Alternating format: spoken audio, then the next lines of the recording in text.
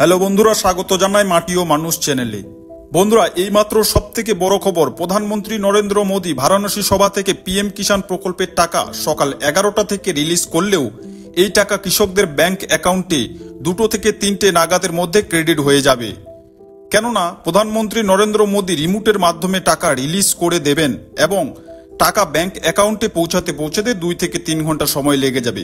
পাশাপাশি এই 20তম ইনস্টলমেন্টের টাকা কারা কারা পাবেন এবং কারা কারা পাবেন না, আপনার ব্যাংক অ্যাকাউন্টে পিএম কিষাণ প্রকল্পের টাকা ঢুকবে কিনা, বিস্তারিত আজকের এই ভিডিওতে আলোচনা করব। তার আগে ছোট্ট একটি অনুরোধ, যদি চ্যানেলে নতুন হয়ে থাকেন চ্যানেলটিকে অবশ্যই সাবস্ক্রাইব করে পাশের বেল আইকনটি ক্লিক করে রাখবেন এবং ভিডিও ভালো লেগে থাকলে অবশ্যই একটি লাইক করে দেবেন।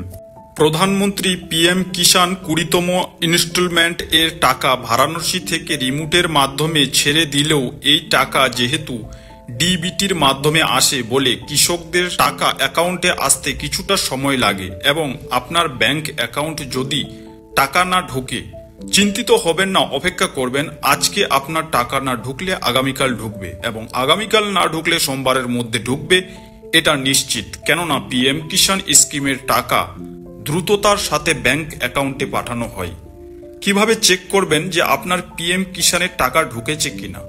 প্রথমে আপনারা অফিসিয়াল ওয়েবসাইটে যাবেন, pmkishan.government.in এই ওয়েবসাইটে। তারপরে বেনিফিশিয়ারি স্ট্যাটাস সেকশনে গিয়ে আপনার আধার বা মোবাইল নাম্বার দিন।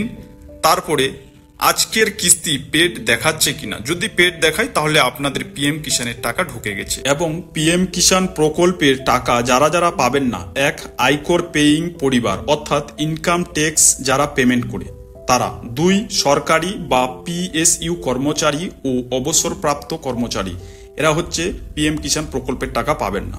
3 সংবিধানগত দাম্পরিক পদে থাকা ব্যক্তি, এরাও পিএম কিষাণ প্রকল্পের টাকা পাবেন না। 4 প্রকৃত পেনশনপ্রাপ্ত অবসরপ্রাপ্ত কর্মচারী।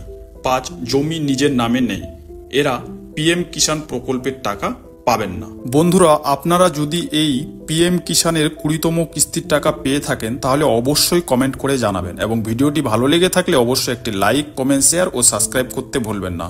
ভালো থাকবেন, সুস্থ থাকবেন।